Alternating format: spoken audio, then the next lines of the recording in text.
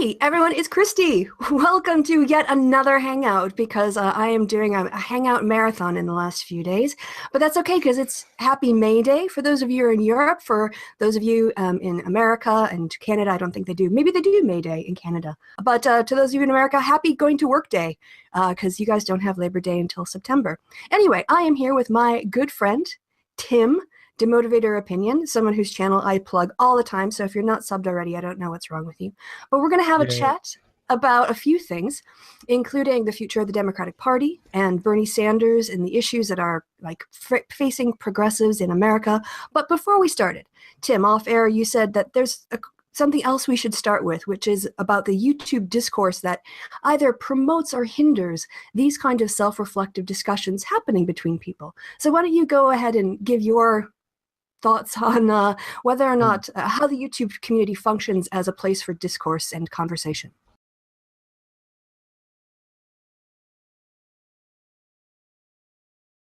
Well, I guess I could start us off on the Bernie Hillary stuff, which is basically, besides well, I don't all want the to talk other about, crap. yeah, we're gonna, I think we're going to talk about what that we both thought about the future, what ideally we would want for American politics from a progressive stance. I thought that's where we were going to start. Oh, right. Okay. Yeah, we could do that. Me, you? Yeah, well, if you want, I mean, I just don't want to relitigate the last election because I think the important issue is going forward. But what is informing how we get to go forward is where we want to end up. And I think if we compare it in terms of, some goals and ideals, you're going to find that we're very much on the same page. So then the question becomes, how do we achieve those things? And if you want me to go first, that's fine. I mean, in terms of, American politics, I would like to see a country where I don't see America not being based off of capitalism. So, you're going to have a capitalist system, but I would like to see it highly regulated with highly redistributive taxes. I would love to see a universal basic income. I would love to see guaranteed health care. I would like to see school funding not based on property taxes and local wealth, but some sort of equitable distribution so that all children have access to a good education that's funded in a stable way, as opposed to kind of like the up and down nature of changing governments based on whether it's Republicans or Democrats in office. I would love to see the end of private prisons, especially like the decriminalization of nonviolent drug possession offenses, and also the expunging of the records of, I would love to see federally legalized, the laws changed about marijuana, so we could empty the prisons of anybody in there for possession and even of selling small amounts, and their records expunged. Because if you get a marijuana conviction, the last time I had to apply for a student loan, if you have a conviction for possession or selling marijuana, that particular one was on the form, you can't get a federally subsidized student loan. So it's another way to exclude people who get arrested for possession. And who is that? Disproportionately Black people, not white people. So there's a lot of issues that I think could be addressed internally. And I'm just going to speak about internal politics and not deal with America's foreign policy, because that's like a whole other issue. Okay. I think, that can all just be fixed with like humongous bombs, I guess. Yeah, yes. So, in terms of progressive goals, I think you and I are very much on the same page. And also living in Europe, if I were to vote in European elections, I would vote for more left-leaning parties and candidates than I would in the United States because of the political space available to me. But I see a lot of the benefits of social democracy as practiced in European states. I mean, I'm on holiday in Germany today, and somehow Germany can afford paid parental leave, covering everyone with insurance, having paid sick leave, all these kinds of protections. The German economy isn't failing in any meaningful way.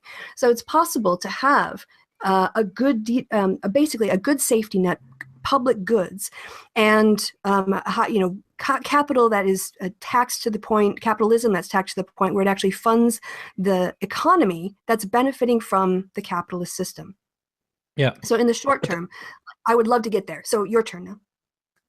Well, I think I totally agree with everything that you've said. As far as I'm concerned, it's difficult for me to think of many like left-wing or progressive policies that I'm against, except that of like ridiculous straw man where you legalize things that are horrible. I'm not keen on, the slippery slope stuff. I'm just keen on like the good progressive stuff that you've said now is the kind of stuff I believe in.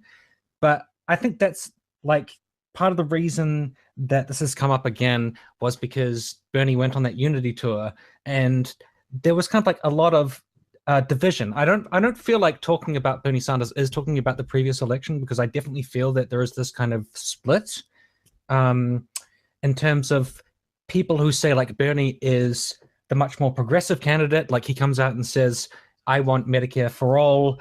I want, you know, this policy and that policy, which is extremely progressive." And then a lot of the people in the establishment are a lot more sort of waffly about it. And so, like, you say a lot of like strong progressive policies that I'm really for, but I think that the whole unity tour, you know, created the question of like, is that the kind of thing that the Democratic establishment is fighting for, or are they kind of fighting to get in power on some of that rhetoric, but sort of not really push the envelope? And I think that is where the whole question comes up about, is like Bernie a more progressive side of, I can't say the Democratic Party because he's an independent, but is the Democratic Party as progressive as that? And do they have the formula to turn things around and actually win in America? So I think that's the stuff that was really on my mind. I know that's the kind of stuff that we've been conflicting about more. I think we probably just really agree on the actual policies. So the question in my mind was more, what is the pathway to success? Is it kind of putting forth candidates who are less willing to have openly progressive rhetoric because they have a desire to fit into some kind of democratic machine which allows them to like, I don't know, I'm trying to put my thoughts together on it. Like, I'm not sure what you think on No, I think this area.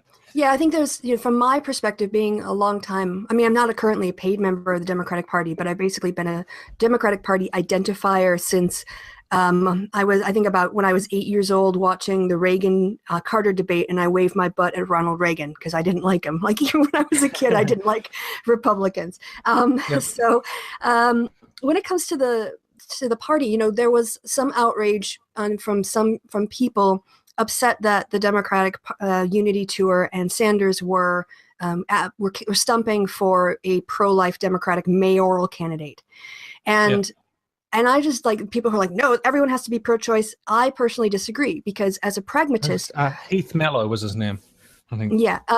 Here's what I know. If Democrats win and Democrats take the majority in a Senate or in the White House or in Congress or a state house, they're a pro-choice party. And so pro-choice legislation will be put forward and anti-choice legislation will not be put forward. So I don't care if you have 10% or 20% of the Democratic Party being represented by pro-life Democrats. As long as we have the majority, that doesn't matter. Like, it's the winning, it's the policies that can get enacted, not the individual beliefs of one person. I might not be happy voting for a pro-life Democrat, but I will vote for a pro-life Democrat over a pro-choice Republican to protect choice, because I see the long term. So I don't think those kind of litmus tests are helpful. I don't think saying, hey, you have to conform entirely to our ideology, even as a sort of a cut off your nose to spite your own face position. I would rather lose and have a pro-choice candidate in Montana than win. Like, that's stupid. That is just freaking stupid. That's interesting, because Joe Ossoff, I don't know how to say his name properly. Ossoff? Yeah, that was Joe Ossoff. He was the other person, and Bernie was reluctant to endorse him, and people were angry at Bernie about that. But I don't know enough about Joe Ossoff to have an opinion either way. So do you know anything about that? Well, what I think the problem in that situation was that Bernie talked before he knew.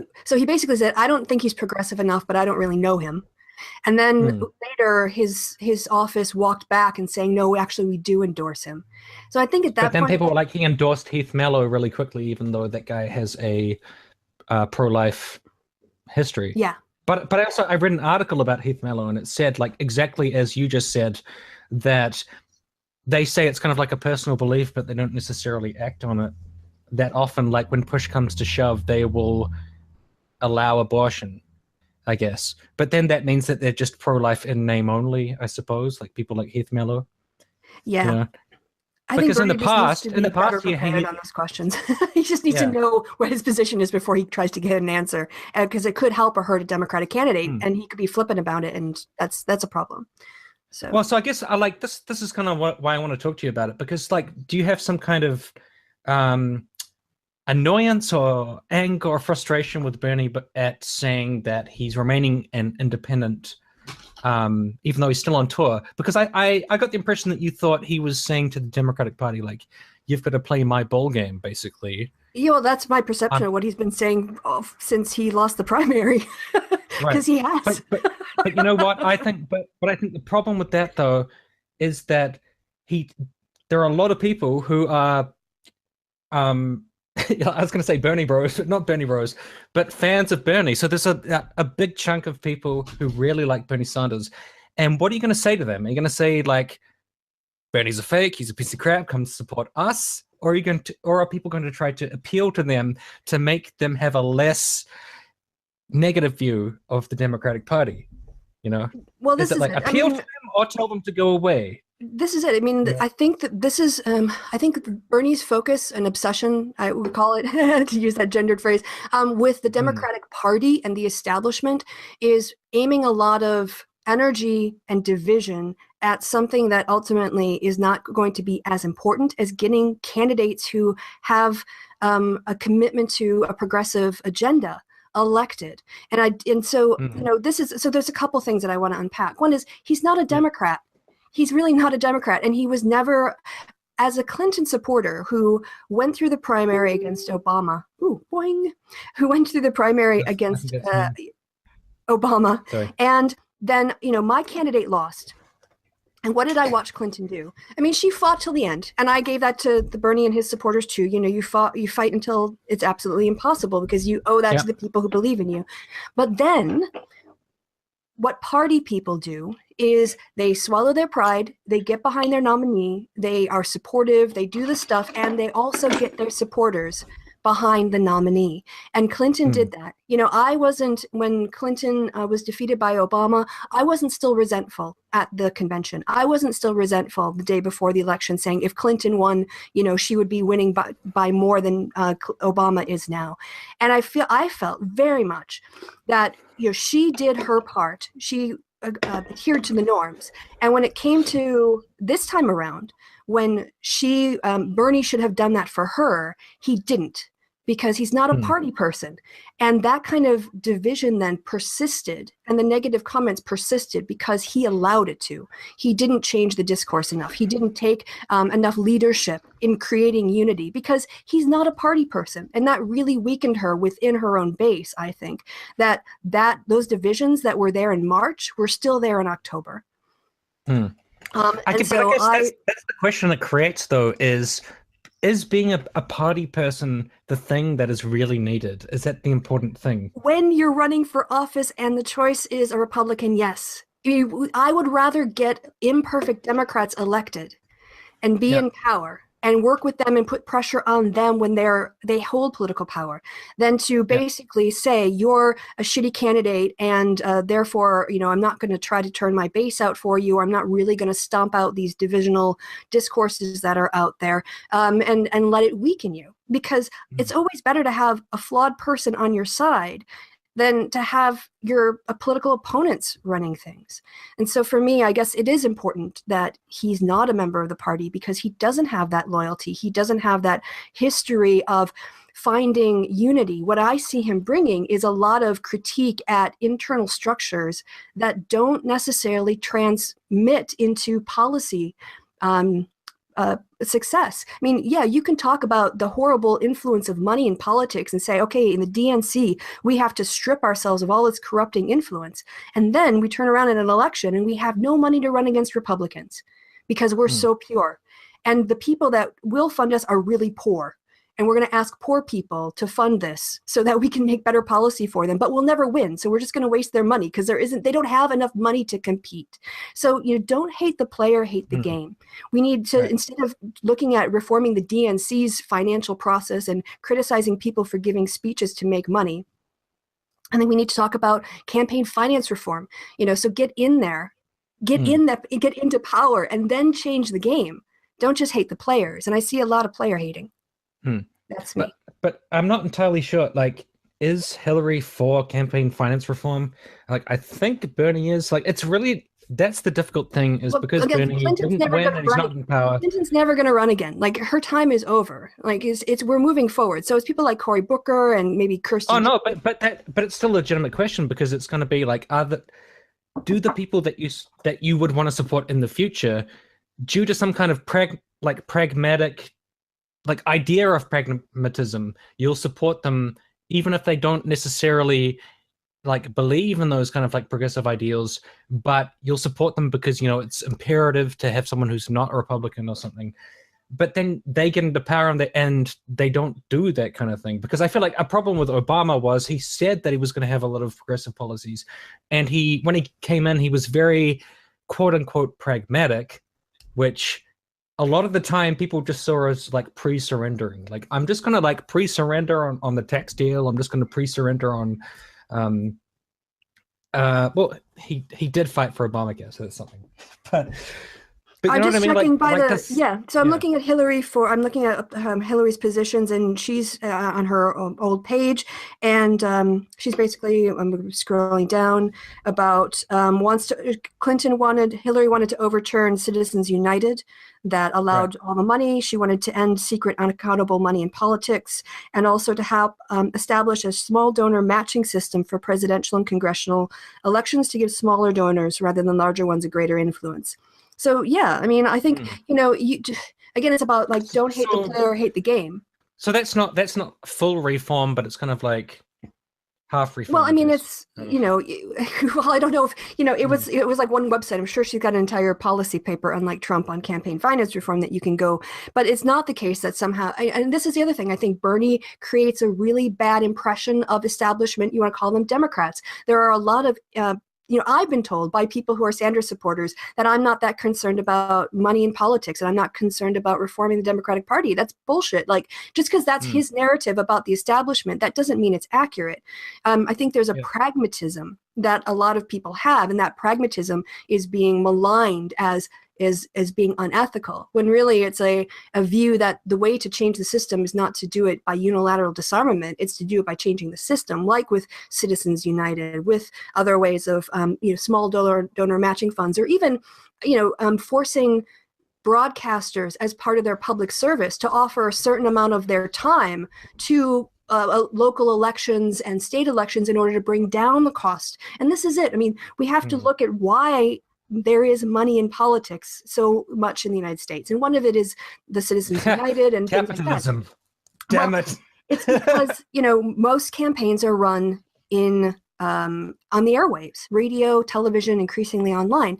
And that is incredibly expensive. It's like, when I was working in politics, a 30-second ad during a Thursday night Packer game in a local TV station was $6,000. And that was like in the 90s. So, it's $6,000. It puts running for office out of reach. And so if we can find a way to control the cost of communicating with voters, or cap it, or find, other ways of bringing down the costs, then you don't need as much money to communicate with your voters. And so that's the real problem. It's not about like good Democrats and bad Democrats. It's about the cost of running campaigns. Now, like in the UK, for instance, their elections are 3 weeks, or my study is 3 weeks long. Their campaigns are 5 weeks long, and they still complain about how long their campaigns are, which is hilarious. Each constituency, by party, has a cap of how much they can spend. I don't know what it currently is, but let's just say it's like £250,000 or something for a constituency. And that includes your staff and your flyers. The TV advertising on BBC and all that is done by slots. They have designated slots for a party political broadcast from the Conservative Party. And that allows, that reduces the amount of money campaigns and parties need. And so then you have less of a hold over your elected representatives. That's the real core issue that needs to be addressed in American politics. So in a like publicly financed system, all of that stuff would have to be covered for, like paying staff, like doing advertising, all of the organizational aspects. And that's one of the things I'm not really sure about on that is like, how do they divvy out who is deserving of that money? I guess I'd have to look into that more. But, if it was completely publicly financed. Yeah, and but the problem, of course, is that there's a real public resistance to the idea, even though it has a good governance element to it. That instead of being beholden to corporate donations, you use public money to run your campaign. There are a lot of people who feel like that's a waste of money. So that's the other obstacle. Basically, you're saying, oh, you're voting taxpayer funding into your own elections, and that's not. Well, those people would have to appeal for those funds, right? They'd have to find a way of actually receiving those funds. So they would have to do all kinds of appeals to the public finances to say, like, we are a worthy political cause or political party to give these public funds to. Yeah, of course, the weird thing is, in the UK, you don't have a primary system. You have candidate selection, and that's an internal party process. And sometimes your candidate doesn't even live in your constituency. They're parachuted in from somewhere else. So the money goes to the party, and the parties decide how to distribute it. Whereas in the US, again, the Democratic Party doesn't have that much power. The Republican Party, they're just sort of umbrella organizations that raise money for candidates. But it's not as if the Democratic Party platform matters to any Democrat. No one's ever going to be held accountable for voting against the platform. So it becomes harder to justify individuals, let's say in a primary, who deserves and doesn't deserve money in a 3-way primary or a 17-way primary. Yeah, but putting aside how it's like actually done or how we'd want it to be done, don't you reckon the perception that all of these politicians are bought off and just taking money from large corporations and weapons contractors and pharmaceuticals and all that kind of thing in Wall Street, that's quite a powerful perception, don't you think? Like, people have a visceral hatred of that, I guess. Right, but they have it on anger against it. Both sides. I think they consider it a problem for both sides of the aisle. Certainly, but I think like the Bernie wing that I guess you say are like sort of sowing division, a lot of that is anger at that, like this perception of corruption. And whether or not you think whether or not they are corrupt or whether they in the future want to have a less corrupt system, I think the perception that is there is definitely driving a lot of these divisions. Like there's people on the progressive side or whatever you want to call them, a lot of them just think that the Democratic Party is just a corrupt, stinking cesspool, basically, Well, here's, and I'm sure people do. The problem is the average voter doesn't care. They care about whether or not they're going to be able to afford their health care, whether or not they're going to be able to take their family on vacation, whether their garbage is getting picked up. But I'm not sure about that because no, go look at they the voted polls. Trump in. No, go look. Well, no, they did. If you look at it, he didn't win the popular vote. He also got in without the help of a lot of voter suppression, and so it comes down to, it's not, voting for Trump wasn't necessarily you can't infer from millions of people a certain intention. This is a problem. A lot of politicians like to claim a mandate after they win, and it's just not the case because people vote for a lot of different reasons. But if you look especially with Trump, if you look at people's biggest concerns, like what are the most important issues facing you today, it's things like stagnant wages, it's a fear of terrorism, it's people don't really. I know that people who support Bernie care about the perception of corruption in the DNC, but that's because that's like their bubble and that's their value system. But if you go outside and talk to a trucker at a truck stop, or they're going to of course be negative about politicians, but they're not most concerned about reforming the ethics of the DNC over and above making sure Obamacare doesn't collapse. But I think that's a very big issue, though, because a lot of the people who voted for Trump would say, yeah, I want better wages, I want a better life, I want better healthcare, I want more jobs, I want things to be more affordable. But they get duped by these people who are not going to provide any of those things and have no intention of doing anything that's going to fucking help them at all. But they go to the polls and they're like, Trump or whomever, they gave me all of this rhetoric, good enough for me, and they vote in this like terrible person, So I think that's quite a problem. And I think the thing with Bernie is, I mean, at least people who support him perceive that he's genuine, that he actually believes the things that he's saying. Like, it's very hard to test that because It's doubtful he's ever going to become president or anything like that. But, you know, he's got a long career of doing what he says he's going to do. And I think that is... Whoa, shit, what happened? Oh, sorry, you're I doing put a on my screen screen share. share. Yeah, because I just looked this up, and it's the biggest problem cited by Americans, and this is in February of 2017. Right, So we have, but, of course, like, do you see what I'm saying? Like, even though they have those dreams and those desires, it's not going to prevent them from voting in somebody who just does them lip service, but is not necessarily that way. And I think that's why people like Bernie. They're like, he seems honest or whatever. You know? well, Bernie's never had to really compromise, right? He's been in the Senate where he can take really symbolic votes without being punished by his constituents. And I think if he actually had to govern, let's say with a Republican Congress, it would be a very different story, because he would then, because here's the other thing, you know, by the way, so here's just, I'll go back to. All right, but I think that would be the case with literally anybody has, like, because I remember when Obama came in, Exactly. and he was like, you know, he was kind of like, this job has changed my perception of what I could do. And Trump is exactly the same. He's like, this is weird.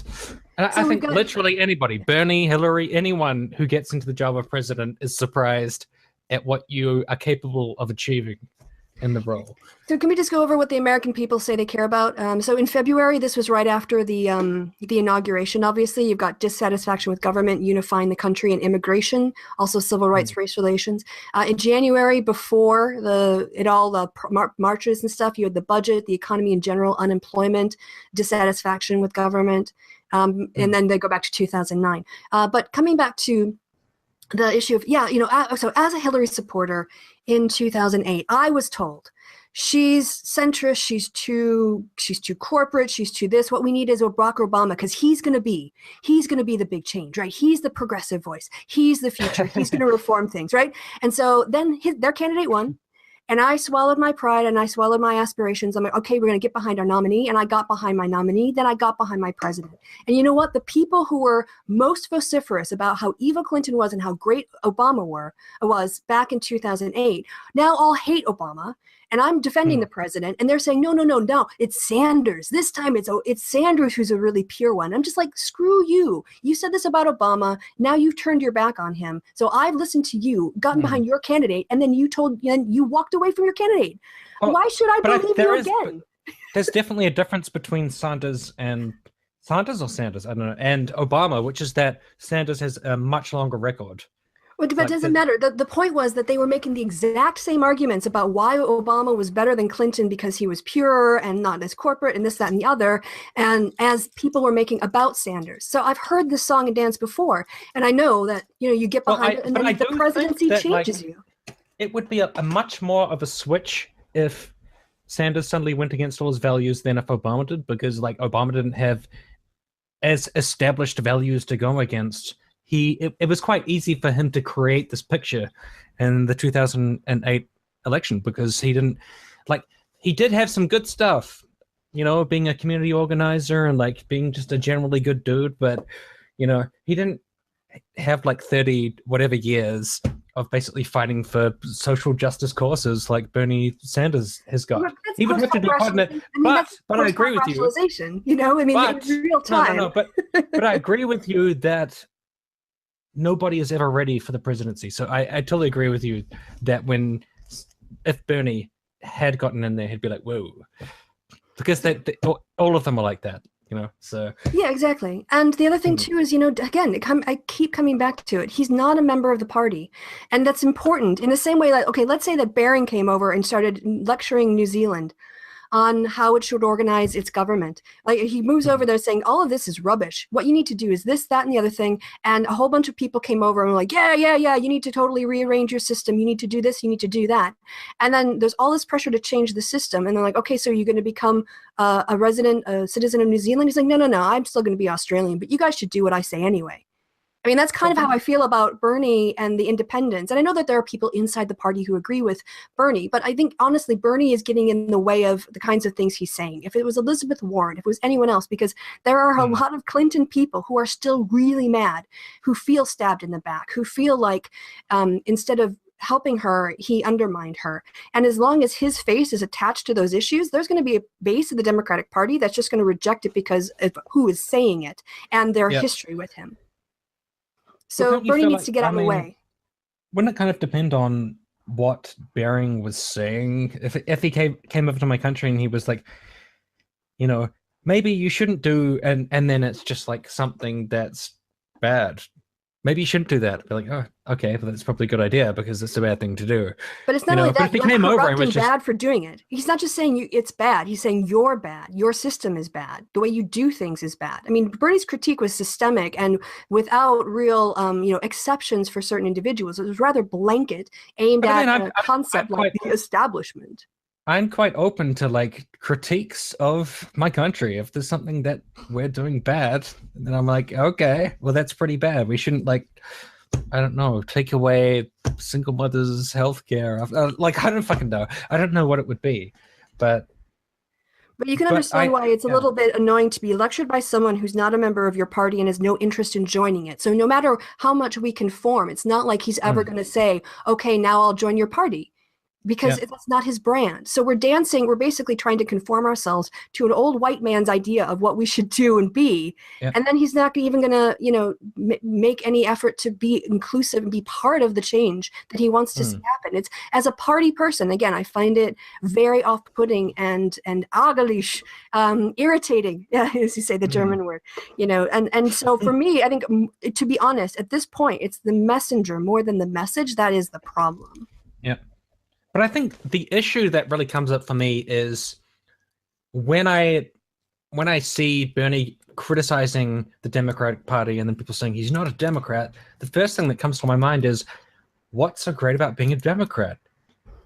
Like, to be honest, because I think that the most important thing to me, well, at least in terms of my values, is to be as progressive as possible. And if a party is not being as progressive as I want it to be, I don't know if I'd want to be part of that party. I would just be like, this party is not as progressive as I want to be. And I know that it's like probably like pie in the sky, kind of like, idealistic thinking. But I mean, those are my particular values. So I would want to try to push them in that direction. But I guess, like, are you kind of saying that he should join the Democratic Party in order to make it more progressive instead of criticizing it from the outside? Yes. Yeah. Okay. Yeah. Join the party. Just, actually come inside and be part of the solution rather than trying to have it both ways, which is enforce a change that he wants to see without actually tainting himself with any partisan labels. And so it's I actually don't know why he doesn't call himself a Democrat when I think about it.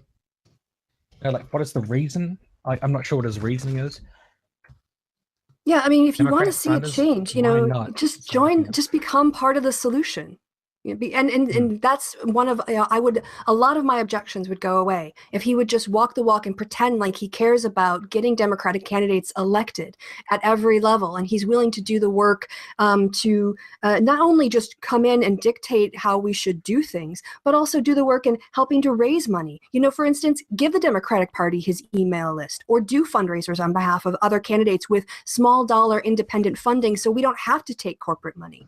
Where's that kind of support coming from Bernie Sanders? Because at the end of the day, you can have all the principles you want, but if you don't have the money to communicate a message, you are going to lose. And I am tired of losing. I am tired of Republican policies. I am tired of Republican bullshit and corporate tax slashing and making the poor suffer and treating this country like it's taxpayer funded private prisons and military industrial complex. That's the only thing that are important. And we're never going to do that unless we can win. And we can't win unless we can get out a message. And we can't get out a message in this current political system without money. It all comes back to money at this point. Money first, then power, then reform. Money, power, reform. That's what we need to do. Yeah. Well, I guess like just Bernie doesn't believe in the Democratic Party, I suppose. Yeah, which means that's his opinion, but I don't have to take it seriously. Right. No, but that's the issue, is that there's a lot of people who do take Bernie's message seriously. There's a lot of people who do agree with Bernie and think that he has the right path of things. But I guess it is difficult because he's also not big upping the Democratic Party, and he's not, so there is that division. But I do often feel like the people in Bernie's camp, they do want the Democratic Party to be more open about their support for like universal healthcare and that kind of thing. And There was a Yeah. progressive caucus. Is that still around? I don't know if it is. Well, this also comes to what I would call a calibration of the constituency or the district, to be in American language, the congressional district you live in. I mean, if you're running in Montana, you're never going to get elected on certain kinds of issues. If you try to run on universal basic income in some of these really Republican places, you are never going to get elected. So the question becomes, can we as a party tolerate people who hold opinions we disagree with in our own party if they're the best for that, if that is the closest progressive position we can have for that constituency or that district? And I'm saying yes.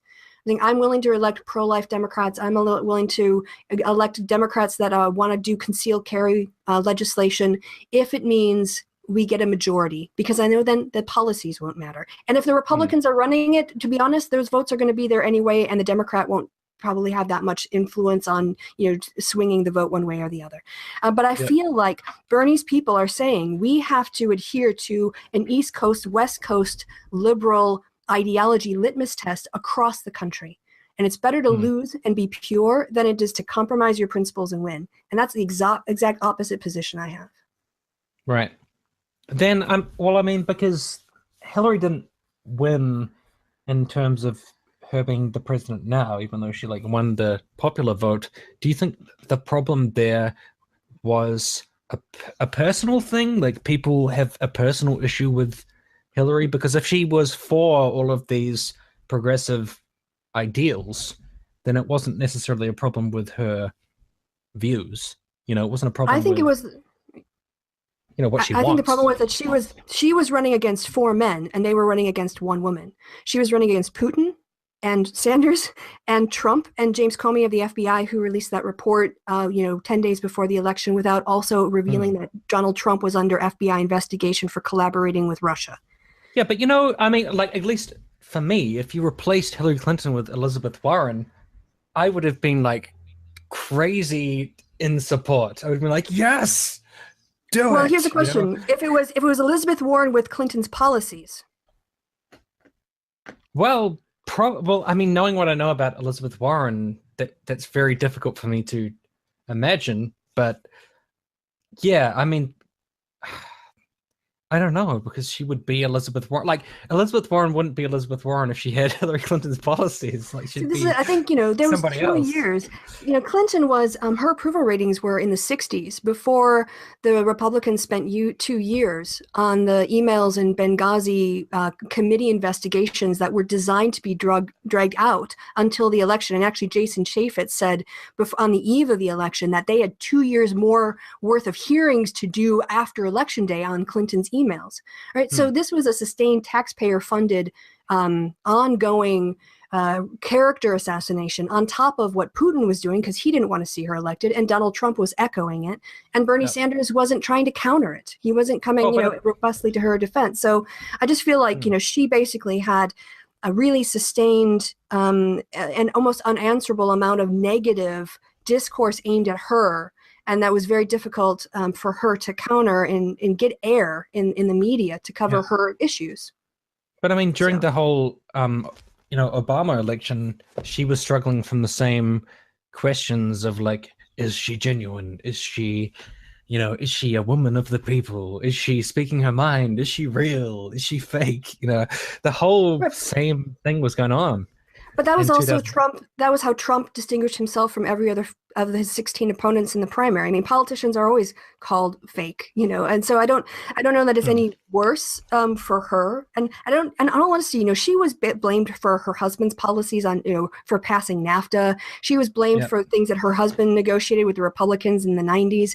And it was basically people wanted to exchange Bill and Hillary as if she wasn't herself. She was just a clone of her husband. And I always felt that was really, I understand why people did it, but I also felt like it was unfair because they were trying to basically pin her with things that she didn't have the political power at the time to do. Now, fine, make her accountable for her votes in the Senate, and that sort of thing, and her time as Secretary of State. That's fine. She did those things, but there was so much of a conflation of Bill and Hillary in order to bring her down and to pin her with all of his worst things that people didn't like about him in a way that Bernie didn't have to do, in that way. Well, I mean, they'd even call them Billary or something. Or Yeah. I don't know how you do the other one. It would be like, and that's actually not uncommon. Hillary. A lot of women who run for office because of the barriers women face end up, being the daughter of a politician, right? So there's a family lineage, or there's a marriage link, or she's a widow. And that's especially early on, that was women's entry into politics, was their relationships through men. And that's like Marie Le Pen is another example of that. And I'm not saying that that's always the case, but that's a very common route that women end up taking that men don't. You don't see a lot of men getting in politics because their wives were famous politicians.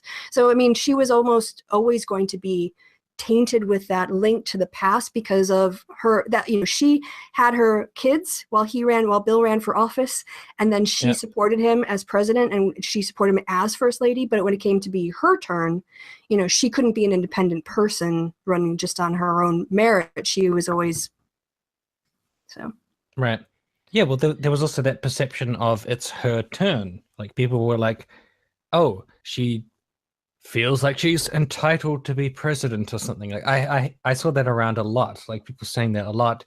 She's just like, give me the presidency. And then I think a lot of people, I think there was this resentment, like, we don't want her to be the president because she feels like she should be, to such an extent, like, oh, I can just walk in and get it. But that doesn't really make sense because, George W. Bush became president and he was a disaster. So, and he could just be like, oh, give me the presidency. And like, and from my point of view, she had done all the things to merit it's her opportunity. It's her turn to be the nominee because she had run in the primary. She lost. She was gracious. She got behind Obama. Not only did she get behind Obama, she decided to serve in his cabinet. Right. And she served her country. She performed well. I mean, yes, there were things that happened on her watch, but there are things that happened on everybody's watch. She demonstrated her competency. And she also, did the work leading up to it to try to reach out to, she performed fantastically in the primaries with the African American community and the Hispanic community, places that we need that kind of connection and outreach as we face demographic changes going forward. She had done all the things to deserve to be the nominee in terms of proving her worth as a candidate, proving her loyalty, all that kind of stuff. And then Sanders just sort of wanders in, not a member of the party, never having made political sacrifices for the party or any of its candidates, saying, hey, you know what, this all sucks, vote for me, and I'm going to change it. And yeah, there was that kind of resentment of, here's a woman who's done all the things that other men have done to be successful. And yet, when she does everything that has provided success in the past for men, she's still being denied her legitimacy of what she's done to get her there. So, I mean, there's also some gender politics too going on there. There's a reason why, a lot of women got upset. But I was actually just thinking about that. Like, I have had similar complaints about Hillary Clinton in terms of like the genuineness, or her thinking she could just like show up and take the presidency and that kind of thing. But the interesting thing is there's no other female candidate to compare that to. So if Elizabeth Warren or another female candidate had come in, Lord knows what they would have said about them. I don't know, because there's nothing to compare it to. So, like, for all I know, if Elizabeth Warren had tried to do the same thing, it would have been as bad or worse, because, and with Obama, like, in the early years, they were just going on and on about how he's actually Kenyan and he doesn't have a birth certificate, and he's Satan. Obama is the worst person on earth. He's a fucking. But that wasn't coming from communist. Inside the party. That was coming from outside the party. Whereas the attacks against Hillary were coming from people who were claiming, like the Sanders supporters who were joining the Democratic Party just to vote for him. Right. Well, I do think that Sanders supporters were.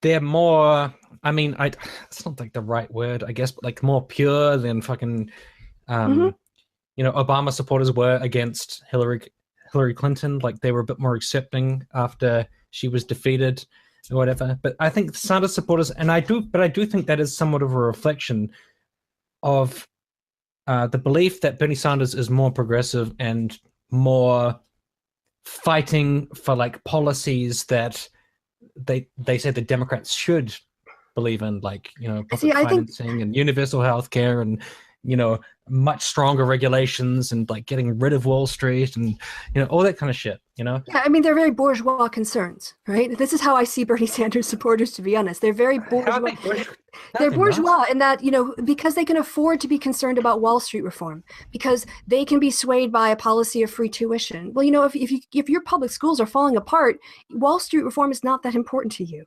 You know, if you've got a problem with guns in your community, getting your kid to college is like, you just want to make sure they live to see the end of high school. And this is why Bernie did so poorly with the non-white primary, where it was not dominated by white people. And I understand those concerns about, you know, we need campaign finance reform and we need Wall Street reform, but there are more basic on a sort of Maslow's hierarchy of needs. I see that, you know, first it's like food and shelter and education and clean water that you can drink out of your pipes.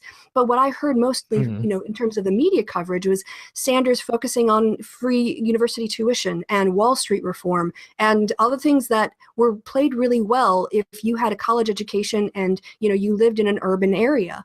But what are you offering for rural communities? What are you offering to those communities, the African American community, the Hispanic community? You know, and he, of course, wants to sort of use class politics as a proxy for all of those concerns. Whereas I and many people in the Democratic Party see identity and intersectionality, you know, on those bases of identity, class, race, ethnicity, disability, as fundamental. You know, the whole thing about you know, about with Sargon, you know, and saying that no, it wasn't Sargon. It was about abortion. Oh, this is what you know, I can understand where they're coming from, even if I disagree. But there was the critique of, you know, people who said who criticized Bernie for supporting an anti-choice candidate. Yeah. Said, you know, abortion is an economic issue. And they have a point. Most women do have abortions for economic reasons, in that they can't afford to have another baby. It's not a convenience decision. It's a money decision. And by kind of poo-pooing abortion like that is not being important, it feeds into that issue that he doesn't understand identity politics, and that he thinks that somehow a Marxist critique of capitalism will somehow address things that are based on social constructions like racist institutions and sexist workplaces that women like at Fox News. So I think that there's a kind of a tone deafness in I definitely, you kind of lose me when you say a Marxist critique. Like, what do you mean? He's not a Marxist, right? like Well, insofar as Marxist critique. No, I think, you know, look, Marx is the person who developed the theory of class, right? That we know today in terms of like, so that's what I mean by Marx. So using it like okay, I'm so used to things like theoretical. Being used as I'm so used to things being used as buzzwords that it's really confusing. Yeah. I'm like, oh, you're saying like actual Marx, not like internet Marx. Like he has an understanding. Yes, like everything comes from economics. You know, it's the like economy. He actually understands Marx. Like, oh, okay. Yeah, well, someone who understands Marx. Yeah. Well, okay. And that's why I use the term bourgeois. I mean, I was very deliberate, and I think, you know, when he constructed part of his discourse, it very much appeals to a middle-class bourgeois, white-educated voter, which is why he did really well with that demographic, or even not like college-educated, but in some other places, like high school education as well, because it speaks more to their concerns. But he doesn't have that link with minority communities. Well, okay. Well, that's another subject then, is the whole Bernie Bros thing. And I mainly talk about that in terms of just the phrase Bernie Bros, because it does remind me a little bit of Hillbots. I saw that around a lot because, you know, I follow the Young Turks, or TYT, and I stopped. I found them too annoying for obvious reasons. Like, one of their people, who he's called John Graziano, I think. I follow him on Twitter, and everything he says is just Hillbots this, Hillbots that, fucking Hillbots. And then anyone he's like responding to, he's like, who supports Hillary, he's like, another fucking Hillbot right here, saying the stupid Hillbot shit. And while I agree that sometimes it's a little hard to get along with some Hillary supporters, I don't necessarily agree with just putting out those kind of blanket labels, because I'm sure that you could say, like, there are people who are specifically Bernie Bros, people who you could say are Bernie Bros. But those kind of phrases, I think, get abused eventually. And I think bots would definitely get abused, because I'm sure he could say, I can identify a hillbot. This is what a hillbot is. But then eventually, anyone who supports Hillary is going to be a hillbot to you. And anyone who supports Bernie is going to be a Bernie bro, But I don't know if it's just like a specific type of Bernie supporter, like a white, aggressive, middle-class person. But then again, in this case, I don't know what a hillbot is. So yeah, well, I don't know what a hillbot is either. I guess it's somebody who repeats talking points, like I was saying about So from my side, you can be a man or a woman and whatever. I've met Bernie bros from all walks of life and all genders. You can be a woman, Bernie bro. Anyone can be. It's actually like man, like in the mankind. Bernie bro is a universal term, it's not a gender term. But I think it was, I would use it when I would, try to make an argument for Clinton. I'm just being, I would get back, you're voting for you're voting because she has a vagina. And at that point, it's just like with any other conversation. You're like, look, you're obviously not interested. You've got a stereotype of me in your head that is not based on the issues, it's based on a convenience, and you're trying to dismiss me by equating the fact that I'm a woman who supports a woman. It has to be because she has a vagina, not because I've actually thought about it and I prefer her for pragmatic reasons. So that's part of it that gave the kind of the impression. But then also just like the aggressiveness of, and I think there is like, Saint Bernie, like if you speak against Saint Bernie, suddenly, like there's a level of vitriol that occasionally you get that just seems disproportionate. Like that escalated quickly, and it just seems really disproportionate to the criticisms that you're giving. That's why when you said that you didn't mind the Heath Mello thing about like him supporting a pro-life candidate, I was surprised because I had changed my mind on that and decided that that was a bad thing for Bernie to do. So it's like you're kind of like defending Bernie on something, and I'm kind of like criticizing him on it. So that's weird. Like it's supposed to be the other way around. I'm the one who's supposed to be like defending anything he does.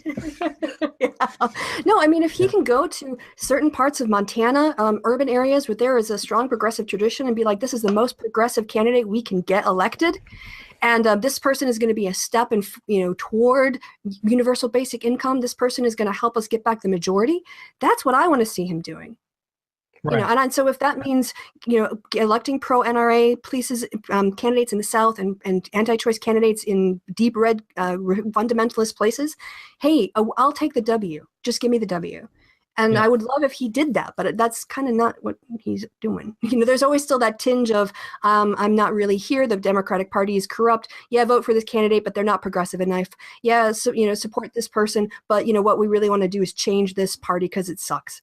And it's just that kind of, backhanded compliments. My cheeks are getting sore from all the backhanded compliments Bernie's been giving my party. Yeah.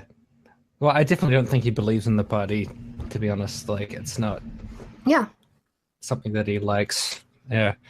And it's just like a bandwagon fan, like, it's like the angst or anger that people have who just like, like you've been a diehard Cubs fan your whole life or a Red Sox fan. And then in the last 6 weeks of this season, when they're about to hit the World Series, someone comes along and goes, yay, I'm a Red Sox fan too. And you're like, no, you're not, because you've not suffered. You've not been in the ups and downs and the crying and the tears. And you've not, and this is it. I put in hours of my life working for Democratic candidates. I was there the night that they took Black Florida from Al Gore. And instead of having a Gore presidency, we ended up with Bush and an invasion of Iraq. And, that kind of stuff that I feel gets dismissed when someone just goes, oh, the party's corrupt and these kinds of bad things. So. Oh, I remember what I was going to say. When you said that the person was just like, you're voting for her because she has a vagina. I agree that that's very insulting, but I also think that Hillary didn't help, because I remember specifically when she was asked by John King or some CNN person, they were like, what is it about your presidency that's going to be new or different? And she's like, I think it's obvious. And everyone was like, ah, ha, ha, ha, ha, because she's a woman or whatever. Right. And well, but the reason that was jarring was not because of that answer, but because Obama never, I can't remember him ever saying, because like, I'm black. I can't remember him saying it. He did give a speech. He did give a speech about, I think there was something, it might have been to do with like the guy, the preacher he was tied in with. But during the primaries, he did kind of address the race issue. But you're right. He was a black man who ran as a non-black man. in order to be Right. non-threatening to racist whites in not just rural areas, but in across the country. And it worked. But I Right? think So that's what the we've learned difficulty is with a if you general point out election. the obvious, yeah, if you With a point out the general election, obvious, if you offend people, even like, we have the luxury of offending stupid people who think, dear white people is like an yeah, extremely this is a offensive funny show. I think it's I can go on hilarious. Twitter. I can go on Twitter and say, you fucking stupid whitey snowflake dumbasses, get the fuck over it. It's a good show. But on like a presidential general level, you can't like people are so sensitive, you can't offend them about their skin color or gender or whatever, And I feel like a lot of like men or people or whoever the fuck they were like, oh, Hillary Clinton with her identity politics. Look at me, I have a vagina.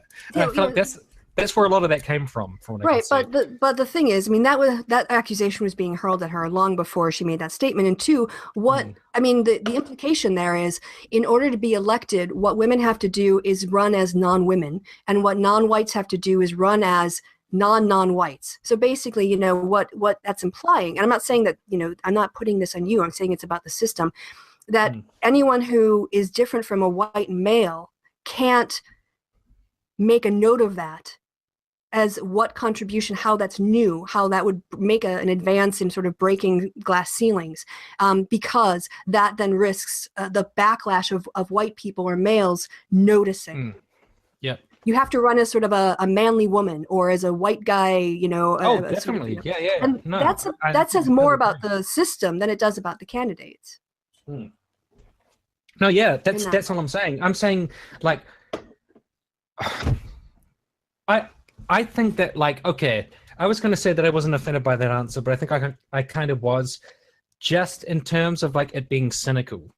Just being like, because you expect the candidate to just say, like, policies and stuff, but I feel like sometimes I care too much about, like, their policy rather than their identity, Like, Bernie Sanders being an old white dude is lame. I don't like it. It kind of sucks. I wish he was more interesting. I wish he was something else, because an old white dude, that's no good. But I agree with his policies, and to me, he seems like the most progressive. Yeah, it's not that it's not good. It's just so overdone. It's so been there, done that. Right. There's just so many of those guys already. I don't want to. Yeah, I just want to correct. I don't think you actually think it's bad that he's white. It's just it's so common and been done. I don't even care at this point about saying that being white's bad. Whatever. People on Twitter, say what you want. Just do your thing. Go nuts. But like, that's why that answer from Hillary was like disappointing, because it was kind of like, damn it, what about the like you're supposed to say some kind of policy, or like something that you're gonna do as president, But I feel like that's not really the way people operate. They operate more on kind of like identity, I guess. They don't really think about the policy kind of shit, because like I'm always trying to say that I'm like, when I think about what makes people left wing, the first thing I think of is policies, but they often think of identity and culture war stuff. Like, are they willing to call people snowflakes and like, well, there social are justice warriors or something? That I don't know what that's got to do with being left.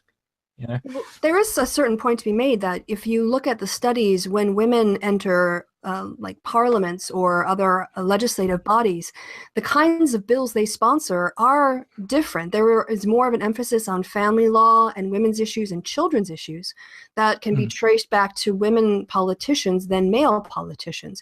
And so her being a woman might have actually changed, because of the perspective she was bringing to the White House, the emphasis or the highlights of, what gets put forward in terms of a policy agenda because of her lived experience. So I know that, people want to be dismissive of the role of identity, but, it was important that Barack Obama was a biracial man because he had the most diverse cabinet in history. And that was a direct consequence of his lived experience and knowing more people, having more contacts of really qualified people that he could draw on. And we don't know what the consequences of having a woman president would be on things like, policies in the U.S. or the number of women in cabinet positions and advancement of women's issues as part of overall policy. in a way that Yeah. it hadn't been before. So I know she got a lot of shtick for that because it feeds into the whole "you're voting for her because she has a vagina" narrative. But I don't Yeah. think it was. I think what her answer represented is it's not that my presidency is only going to be different because I'm a woman, but the fact that I am a woman is going to be historic. And people wanted to, I think, deny her that legitimacy in that way, because just like with rallying around African American voters or black voters, people were saying, oh, you're just voting for based on race, and that accusation is never made against male candidates or against white candidates. That knife is only wielded in one direction, and that's against people who aren't white males. If you try to distinguish yourself, you're going to be punished for it, which means that you have to basically try to be indistinguishable from a white male, which is annoying. Yeah. Because you're never going to be a white male. Hillary is never going to be a white male. She's, she can be white, but she can't be a man. So. Well, I think the issue is that when you combine the word identity with politics, that's when it becomes extremely toxic. Identity politics is like one of the most negative phrases, at least in terms of how people talk about it, that I can think of. Nobody but everyone plays identity politics. It's just when Fox News plays identity politics because it's mostly older white men. They don't actually see themselves as having an identity. They just see themselves as the base, and everyone else who claims something different from them, they are doing identity politics. But well, that's exactly what I think the problem is, because I think in a general election, you are appealing to like more people than you can imagine. It's just you're appealing to everybody, and that is difficult. It's really hard to appeal to everybody. Whereas if you're Fox News, you can fucking pander all day long to just fucking old white people sitting on their couch who don't like brown people. They don't like anybody else. They don't like, people who aren't heterosexual. But if you're in a general election, I mean, I think that is the challenge. Yeah, but you can't. Yeah.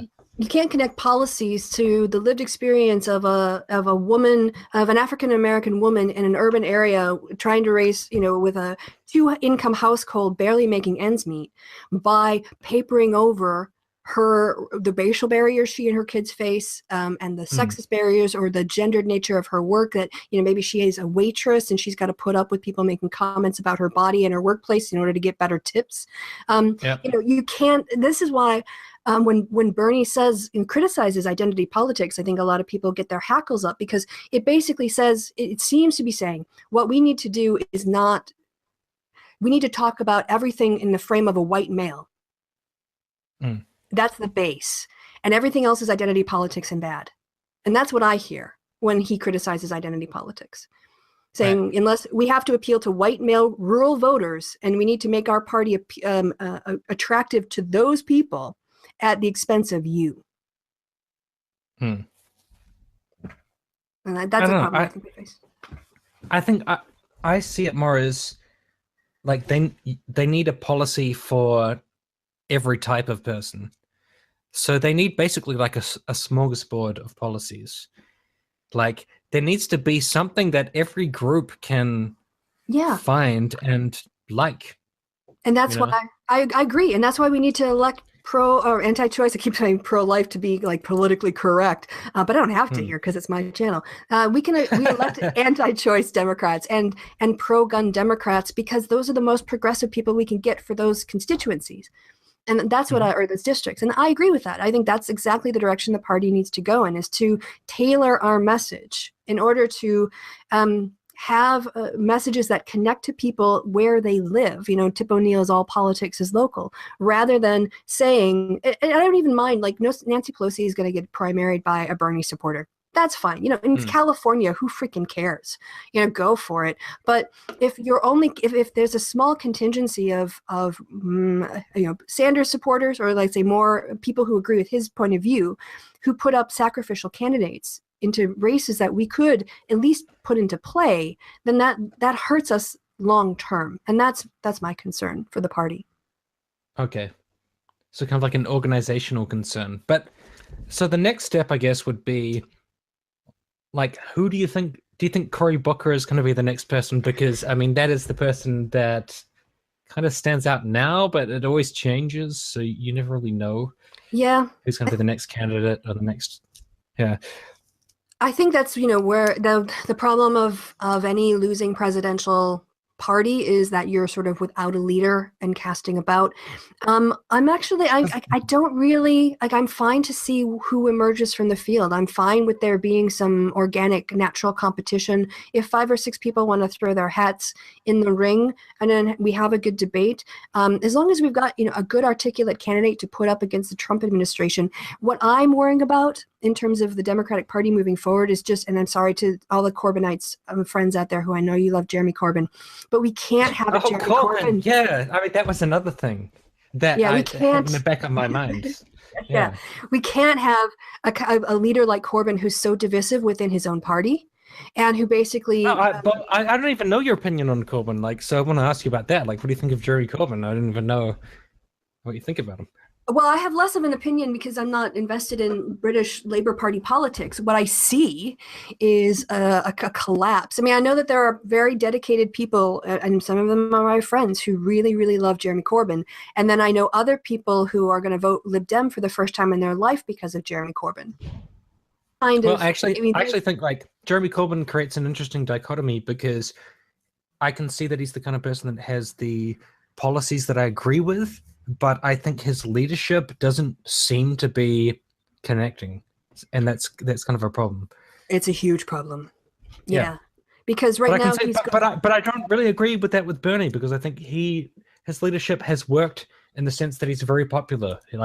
He's doing pretty good. Even if you don't like him, he's quite strong in his own right. Right, but you put him at the head of the Democratic Party, and he's going to start to create. This is it. Bernie's been able to do all the criticism without actually taking any of the responsibility. Corbyn is. Well, Corbyn is the leader of Labour, so yeah, it's a huge difference. Yeah, right? It's a massive difference. Yeah. And I think if Bernie was the head of the DNC, there would be massive divisions within the Democratic Party. Oh yeah, definitely there would be, because it would be kind of like a fight for the. I don't want to be overly dramatic, a fight for the soul of the Democratic Party or something, whatever, Yeah, and I think that's what's happening with Labour. You basically you've got the pragmatic wing versus the ideologically, people who want to have certain policy outcomes and are committed to those ideological principles. Well, but that's why I think it's a failure of leadership, because I think that Corbyn is primed to succeed, but he is struggling so much to do so. I can't help but feel that it's something to do with just his abilities in the role, I suppose. Because when he came in, he was incredibly popular, and people were really excited, really jazzed up, and he had such an opportunity to just take it to the Conservatives, just fucking pummel them, and it didn't really materialize. It just didn't happen. So I think it must be something to do with just his ability to lead a party, I suppose. I agree. And there was he rejected any attempts of sort of doing any kind of coalition, like an anti-Tory coalition, which even if it's improbable or implausible, you could still make, other than an outright dismissal of it, I think. But anyway, even if you don't agree with him on that, Theresa May said that she wasn't going to attend any of the televised leadership debates in this election cycle, and the TV stations were talking about just putting out an empty chair and empty chairing her.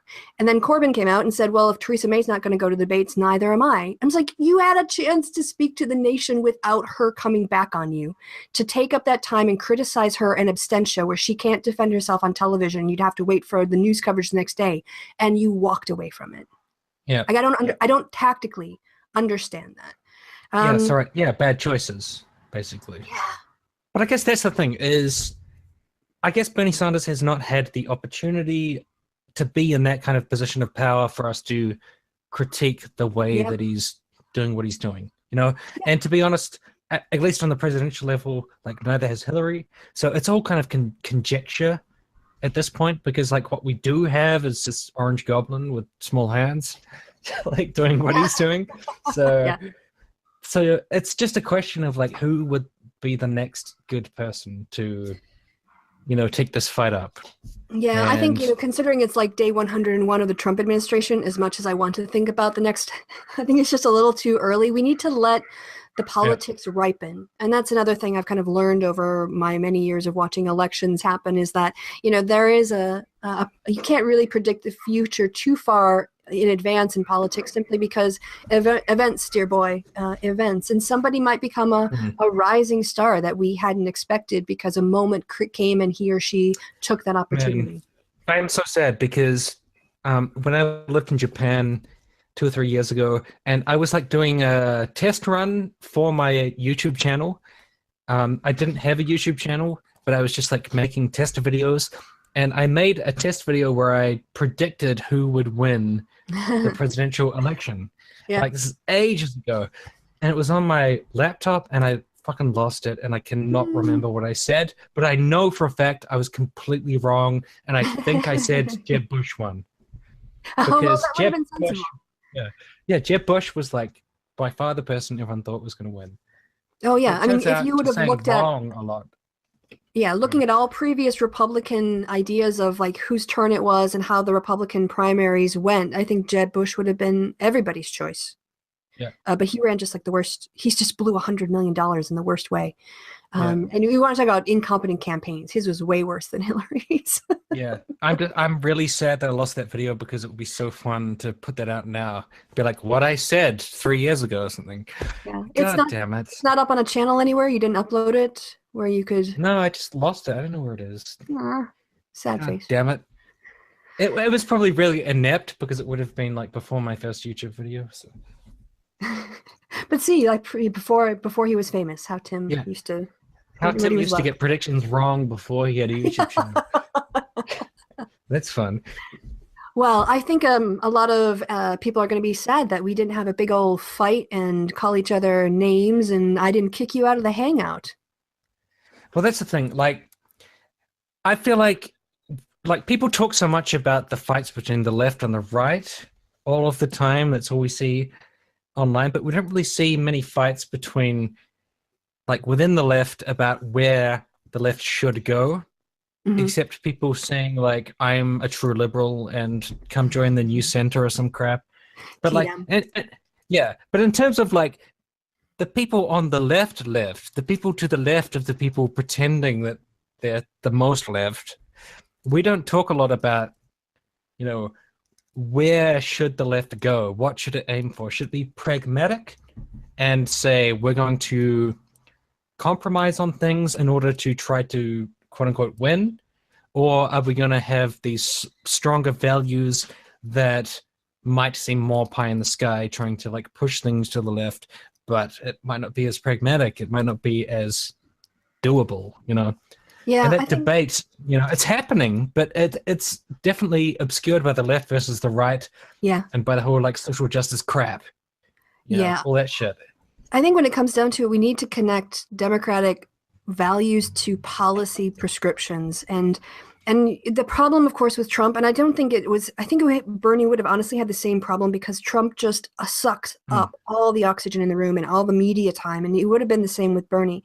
But we need to be able to connect our policies to people's where they live, right? So there are places like North Carolina and other places where the Black community, voter suppression for certain people in that community, I mean, some people won't care because they don't vote, but for certain people, like having a party, like I was talking on my patron hangout that's going to go up later today about having a federal laws, this idea that, you know, if the states can run their state elections how they want, but we should have uniform laws about how federal elections are conducted. And it should include things like 6 weeks early voting before any federal election, standardized notions of how you become a registered voter and what kinds of information or evidence is necessary to register to vote. And also moving the elections, you know, to a Saturday and a Sunday. So you have 2 days to vote rather than just one short time after work, so that there's not so many problems with long lines and there not being enough ballots. And if we could do that, you know, that's like one thing you could do as a policy that would protect people's rights to vote in communities where they feel under threat. But yeah, we also need the economic issues. You know, we need to be able to already has enough diversity in it where we can have these authentic voices. It's not just a marketing campaign. We have people in the Democratic Party from all of these walks of life. So if we listen to the people in terms of how the party could best represent them and then feed that back as policy solutions to people in those communities and connect that way, that's, I think, the way that we move forward as a party and we win elections. Well, I mean, this is a ridiculously massive question, but do you think the Democratic Party will win, or the Democratic candidate will win next time? And I know that is predicated on the idea that Donald Trump hasn't nuked Chicago at that point, or done something so ridiculous that it's just automatic that the Democratic candidate will win. Like, putting that aside, like, are you confident that they'll make the right choice, or they'll find a way to appeal to people that in the way they need to?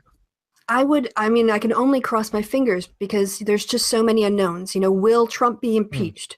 So are we going to be running against Pence, or will he make it all the way through, and will he, run in 2020? Maybe he's going to decide, you know what? If he thinks he's going to be beat, he might just say, the hey, Pence point, that's president. a really good point. If it's not even Trump, that's tricky. So, and then there's also just people who are already kind of like laying the groundwork who I haven't heard about yet, or aren't on my radar, or, again, it's just so hard to say. I think going forward, the presidency right now, the approval rating that Trump has, it tilts the table in the Democratic candidate's favor, because Trump's not doing well with independents. And the Democratic voters, people who self-identify, are really uniform in their dislike of him. So just like anyone but Hillary, it could be an anyone but Donald in 2020. So it's, go ahead. Your assessment? No, I was going to say that the only thing that I can conjecture on at this point would be about what kind of choice the Democratic Party makes in terms of who they nominate. That's about it. Because I don't know what's going to be happening on the conservative GOP side. I don't know what's going to be happening with the presidency. I don't know what's going to be the mood or the kind of things that are going on. I just know that the Democrats will have some kind of power about the kind of person they nominate to run. And I think that's the big question, is like, who will be running against either Trump or Pence, or the third person in line to the presidency. I don't know who that is. Yeah. And I don't know enough about American civics to know who the third person is, but that person, so that's the big question, is who's it going to be? Because also, I can't think of anything else that I could figure out at this point. In some ways, it's more important. I mean, it's always good to have the presidency, for sure. But we tend to focus on the presidency, I think, too much, because it's easy to focus on one person and the dynamics of a mano a mano sort of battle. But Congress is where the laws are written. And the Supreme Court is where the decisions are made. It's better when the president has an opposition House or Senate, because it keeps them in check. They always say that. Yeah, that's dumb. I would much rather hold one party accountable. People are like, Clinton was so much better because he had Newt Gingrich. No, yeah. Well, no, what happened was Clinton was able to negotiate with the Republicans back in the 20th century, and they were able to come up with a compromise position, because compromise was not yet a dirty word in the Republican Party. Oh, God, even further back, like, damn it, it's Tip O'Neill, isn't it? Tip O'Neill and Reagan. I feel like that's like a fucking sainthood kind of. There should be like stained glass windows with those two, because people talk about it like it's a holy time. Like Tip O'Neill and Ronald Reagan, it was like such a romance. Well, you did get, Ronald Reagan did sign like the that was amnesty, but he did sign a tax increase, and he had to give and take more so than people do today. But I do think that if we focus more on, because Democrats face an uphill battle, right? We're facing gerrymandered seats. We need to win with a lot more votes than Republicans do to get the same number of seats. And the Senate, we're defending more Senate seats than the Republicans. I think we've got 18 up, if that's right, in the next one. So, we are not automatically going to walk into flipping the House and the Senate. We have structural problems. And these structural problems make it even more important that we're not internally divided with petty little squabbles that take our eye off the ball, which is, if we're so busy privilege checking or issue checking other Democrats, we're not focused on the Republicans. And I think we should have the petty squabbles once we're in power. Let's set aside our differences, figure out how we win. And then when we win, how do we internally work out some of these policy value differences? Do we go a little bit farther to the left on healthcare, but we balance it out with some things over here to make sure insurance companies don't go bankrupt and people don't lose their jobs? So that, it just ends up being pragmatism. how do you harness the Bernie energy or the people who are behind Bernie if you have this pro party stance? How do you harness those people and that energy? Yeah, I think that's the challenge that the party faces. On the one hand, I think that Yeah, because you can say to those people like, oh, you are frustrating us and you're being too pure, go away. But you also kind of want their help. You want their energy. You want to take it on board. Like, how do you do that? Unless you don't want it. Here's the thing. If you're going to ask me to choose between moving farther to the left to appease people who aren't members of the party, to change the party fundamentally and shift it from the center closer to the left, or tell those people, hey, go make your own party. I'm going to go after independent voters who voted for both Democrats and Republicans in the past. But if it's a lot of people, it's not very pragmatic to just... But it's a lot of people in certain areas. It's not going to help in certain parts of Wisconsin. It's going to be great in New York City. It's going to be great in California. But they're going to have long-term grudges. They're going to have a long-term grudge against the Democratic Party. And that's not going to help. It's going to For what? Not capitulating? I mean, there's some people you're just never going to make happy. And this is the other thing, is that parties are about compromise. You never get everything you want. And if the position of people who are in that is that, if your party isn't what I want, then I'm going to walk away. You're going to have to walk away because you're never going to get everything. It's like the Rolling Stones said, you can't always get what you want. But if you try, sometimes you just might find you get what you need. And if you get enough of what you need to buy in, I think that's where we need to get people to buy in. But some people aren't interested in being Democrats. Some people aren't interested in being members of the party. They have opinions on what the party should be, but they're not interested in actually being in it. And other people are, but I think I said that in my video. Like, it's the job of the Democratic Party to appeal to voters. It's not the job of voters to say to the Democratic Party, do you want us? Because they can easily just take the ball and go home because they're voters. Like, voters can always leave, right? Yeah, but parties can always appeal to other voters. It's not just a one-way street. If it's a choice, like I said, between pulling the party to the left or being more moderate and going after independents who have voted for Democratic candidates like Barack Obama in the past and then voted for Trump, it's going to be maybe easier to get those guys to come back in and vote for the candidate than to shift the whole party over to the left for a rather small percentage in places where we don't need to win. We don't need more California Democrats. We don't need more Democrats from New York. We're full up, so we need Democrats from the other places.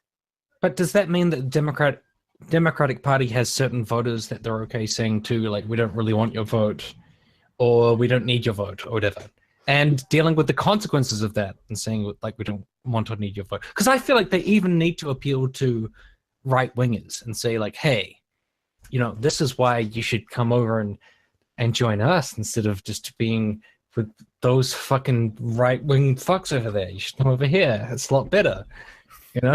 From a political, if you want to look at it theoretically from political science, the job of parties is to win elections. So the rational thing for a party to do is to go where it thinks it can get the most votes. Right, but does it matter from whom or just from? Because if it's from anybody, you'd say, like, to people on the right, like, come to the left, Well, this is it. When you're working in political space, people might vote tactically for a party because they want to keep another party out. They might vote expressively because they actually support that party. They might vote on an issue. And that's it. The party has to be able to try to get that amalgamation of people to vote for it for whatever reason those persons want to vote for the party. And they want to maximize that in order to win elections. So that's the job of the party. The job of the party is to get candidates elected. But I think the difficult point I'm having here is the idea that you would alienate or specifically say to a certain sect of people, like, we don't really need or want your vote. I don't think I feel like you should want the vote from anybody because the vote's a vote. Even like if a fucking Nazi votes for you, hopefully they're not voting for you because you're appealing to Nazism, in which case you're a horrible person and fuck you in the first place. But if the dumb, stupid Nazi idiot decides that there's something about the party that I like, I'd be like, yes, give me the vote because I want votes. So You know? what do Sanders, what are the necessary and sufficient conditions that the Democratic Party has to do to get every Sanders voter? What would that look like? You can't get all of them, obviously, but to get the most amount of them, it would just be like, look at Bernie Sanders' policy demands or ideas, Well, I and don't think there's a then policy difference. This is it. I don't think it's a policy issue. I think it's a process issue. It seems to me that what people complain about is not policy differences between Clinton and Sanders. They complain I think about a lot of it is like the Wall Street stuff. It's like a lot of it is the finance and that kind of stuff, and at least like giving lip service to all that shit. So You know? in order to make the Democratic Party more electable, what they have to do is never take any corporate money associated with corporations or rich people. Oh no, they would have to give a lot of lip service to it and say, "Yes, we're planning on doing that." But that's it. I mean, what is lip service? I mean, it's just bullshit. I don't think that's going to convince any Sanders people. Well, that's politics. That's what politics is. It's just like telling people what they want to hear. It's like saying, "We're going to build a wall." Everyone's like, "Great, that sounds good." Oh crap, I'm president. But if you look at the policies on Glass-Steagall, there are issues on there about strengthening Dodd-Frank in the platform and protecting Glass-Steagall and regulating Wall Street. I mean, those issues are already there. So again, I think it's more of a process issue. It's anger about the caucuses versus the primaries. It's anger about super delegates. I just had a realization that a lot of it is literally just rhetoric. It's literally just like just the way that you talk about it. It's like, I feel like if the entire Democratic Party woke up tomorrow and decided we're just going to talk about these issues in a similar way to Bernie Sanders, like probably all of those people would just be on board. I'm sorry, I sound very cynical right now. But that's it. I mean, when I look at that's why I wanted to start out with what kind of vision of America would you be aiming for? Because I don't disagree with Sanders supporters on the issues. But what it feels like to me, what they're really complaining about when they talk about the establishment are process issues, not policy issues. Like the super delegates or the way the caucuses were run. Well, I mean, like I think it's probably more like rhetoric issues, but the problem is at a certain point the rhetoric runs out and you have to have actions, Yeah. But at least getting into office, you could do all the rhetoric, because I mean, because people say like they want a genuine person who's saying what they want to hear and what they want, and then when they get into office, they get disillusioned with them later. So basically, it's just rhetoric, like talking about taking on Wall Street, the 1%, like all of that kind of stuff. Or we could be honest with people and say, look, this stuff is hard. You're not going to get everything you want. You can come in and join and help out and get half of what you want, or maybe 3/4, or something better than what we have now. But you can't have everything you want. And you can't have it all your way. They would be angry later, for sure, when it didn't work out that way. And when the stuff didn't happen, they would be pissed. But I think that's the problem when you care about stuff. Like Bernie supporters care. They really fucking care a lot. And I'm sure they care in wrong ways, and you've met a bunch of them who care in frustrating and irritating ways. But they do care. And so later, they would be very angry. But if they heard the right rhetoric, because occasionally I've heard like a Democratic politician use some sort of progressive kind of rhetoric, and I'm like, finally, somebody's saying it. Like, just fucking rich, fucking up all the poor people. Bastards, But then when they get into power, they generally don't do what you want them to do.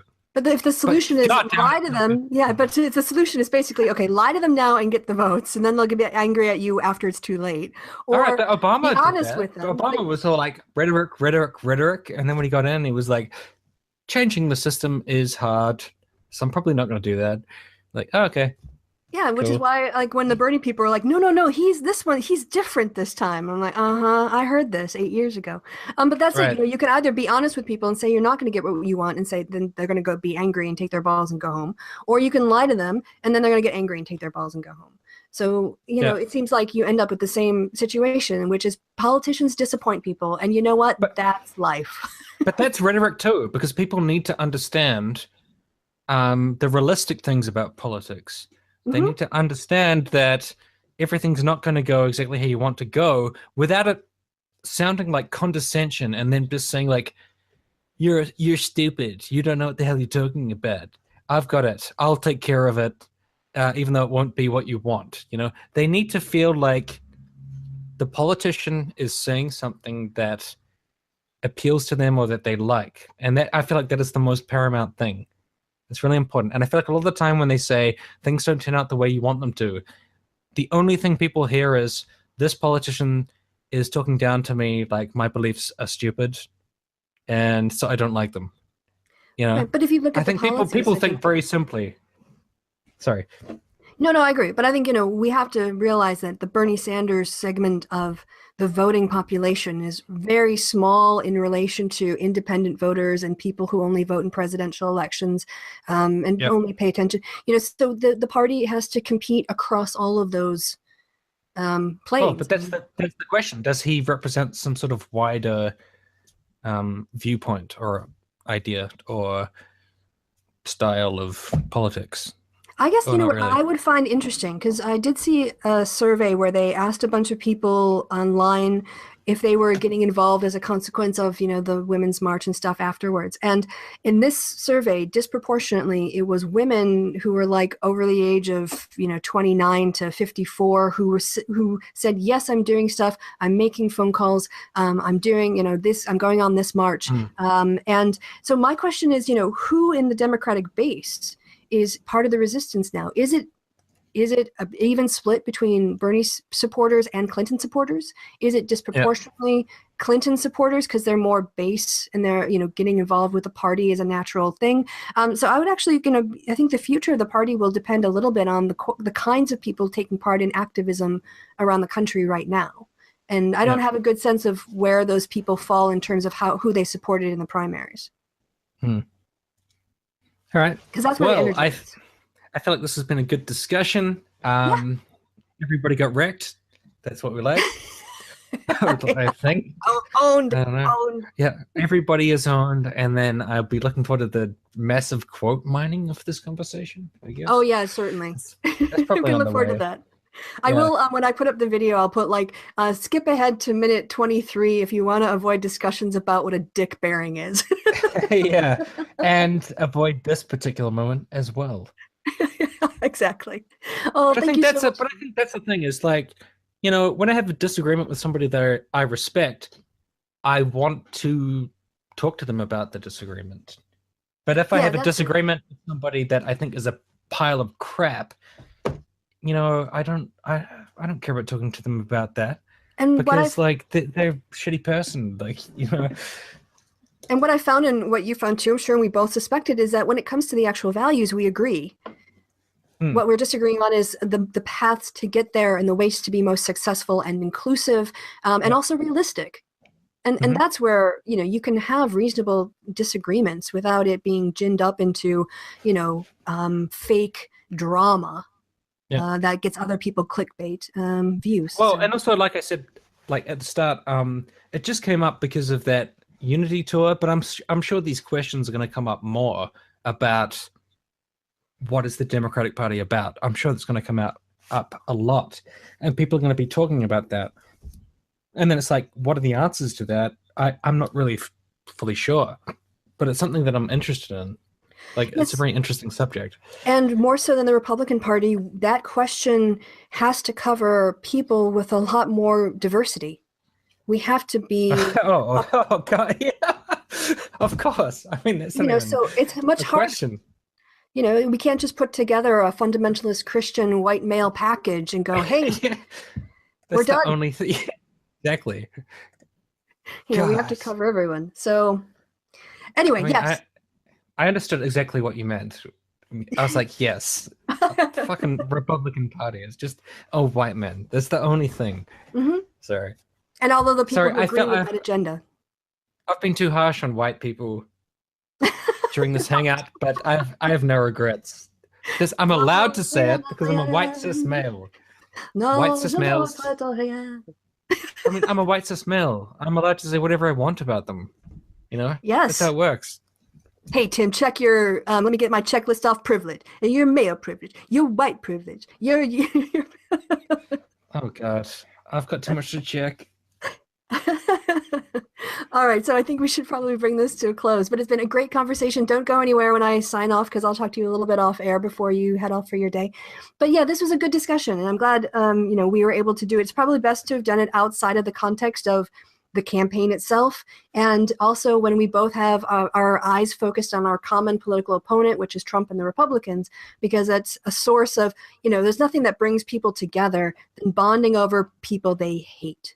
That's what it's I feel closer to you now, and of course all of that was water under the bridge anyway, but yes, just this was a lovely chat, and we should do it again as things progress, as we get closer to 2018, as people start popping up as possible nominees. It would be good for us to see where we both end up as the next election cycle goes on. Yeah, definitely. All right, go check out Tim's channel if you haven't subscribed. So go sub. What's wrong with you? And thanks again, Tim, for having this chat with me. Everybody? Yeah, you too. Okay. I've been Kristi, guys. You've been awesome. Tim's been awesome. And I will see you again really soon. Bye-bye from both of us.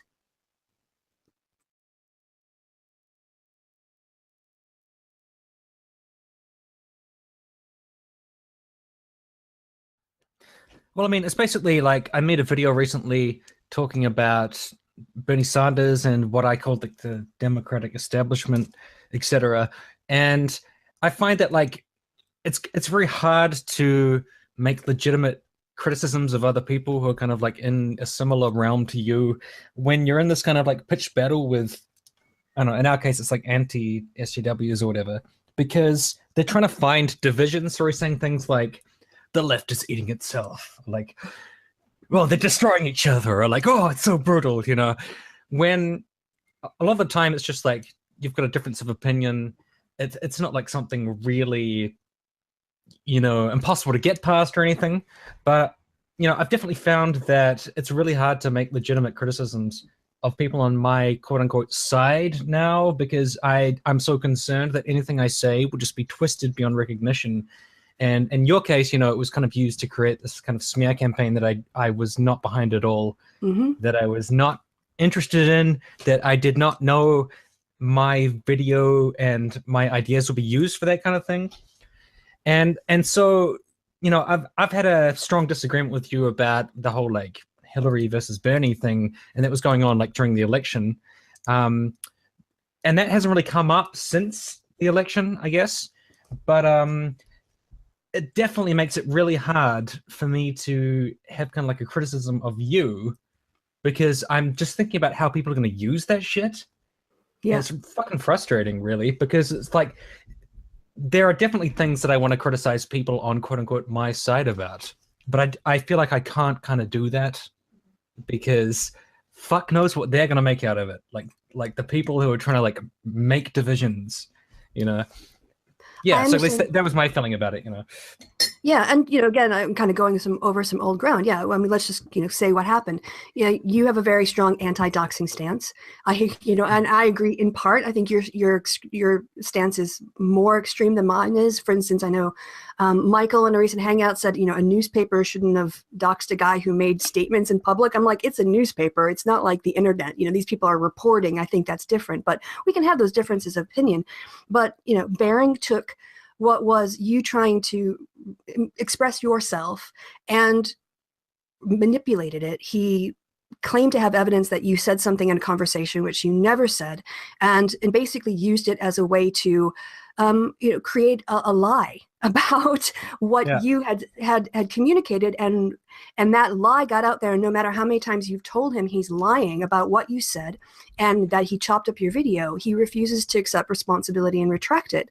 So obviously then there was that massive long hangout with Kraut and T and Jeff Holiday and other people, and the theme they kept coming back to is, why don't the people on the other side criticize each other? Why don't the feminists criticize each other? Why don't the feminists criticize each other? Well, and then you do a video where it's you're talking about Bernie and the establishment, and you mention our disagreement, and immediately Bering is in there like, oh, there's Tim and Kristi and he's going after her and destroying her. Yeah, it's precisely this. Like, if you take everything, any slight amount of disagreement, and and Bering, for instance, or someone else blows it up into this person hates this person, and you feel like your words are being misrepresented, you will then say less in the future because you don't want to be misrepresented. So it's just a double bind. Like they're saying, oh, you should criticize each other more. But when you criticize each other more, we're going to misrepresent you and try to create divisions where there are none. Well, that's the problem is I don't know what the criticism is going to be used for. Like, so if I criticize you or Michael or somebody else, I don't know what the fuck they're going to use that for. Like, what they're going to start churning out videos where they're like, oh, look, Tim is the good one. Tim is the guy who is taking it to Kristi by saying this and that about her. And then I have to keep trying to correct them and say that that's not really what my criticism was about. You know, my criticism was about this and that, and they won't listen to what my criticism is about. You know, they didn't listen to what my original criticism was about. Like I said I don't want it to go down the road of doxing. And they literally came to me and said, you said they were going down the road to doxing. And I was like, no. And I was like, no, I didn't say that. No, I said I didn't want them to in the future, you know, so it was kind of like a future thing. Like, you know, because this information about Bering was out in the public and you guys had noticed it, I didn't want people to like start thinking that was a good thing to hold on to like, oh, I'm going to go seek out this information, which is already out there and like find it and stuff. And I expressed like worry that in the future, you know, you and Danny could get into stuff like that. And they turned that into you did it and you were the masterminds and shit. And I'm just thinking like, I cannot criticize people on my quote unquote side because I don't know what they're going to do with it. I don't know what they're going to turn it into. And then I had to spend months and months trying to tell people that that's not what I was saying. And then they're just like, oh, look, he's backtracking now. I'm like, I'm not backtracking. Yes. I'm trying to say what I originally said. Yeah. You know?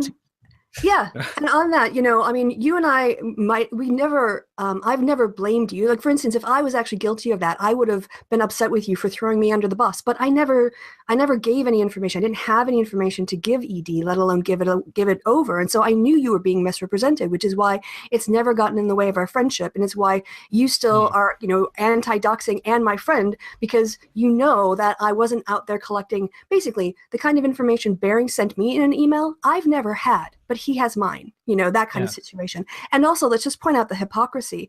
People here who said, you know, because I visited a website that somehow, or I linked to prove that Bering was lying about his reason for threatening Danny to dox Danny, showing that, no, he wasn't doxed by Danny's friend, and that's not a legitimate reason to threaten to dox Danny.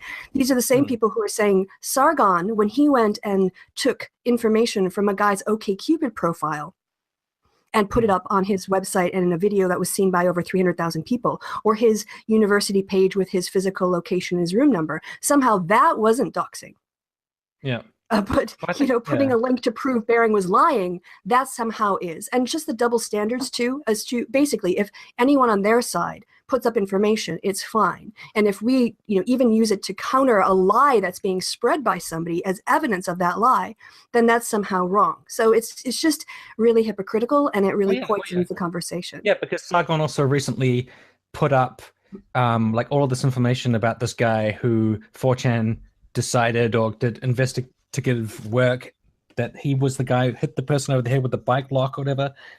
And that is not confirmed. And even if it was confirmed, I don't believe in like vigilante justice. What are they going to do? Are they going to go like kill the guy? Like, why are you putting all this information out there? Shouldn't that be reported to the authorities and they can investigate whether he was the guy who hit the person with the bike lock? Like, why are you telling thousands of people who he is? What are you trying to achieve? Like, so someone can go to his workplace and like kill him or something? Like, you know, that's vigilante justice. It's street justice. Like, that's not something I believe in.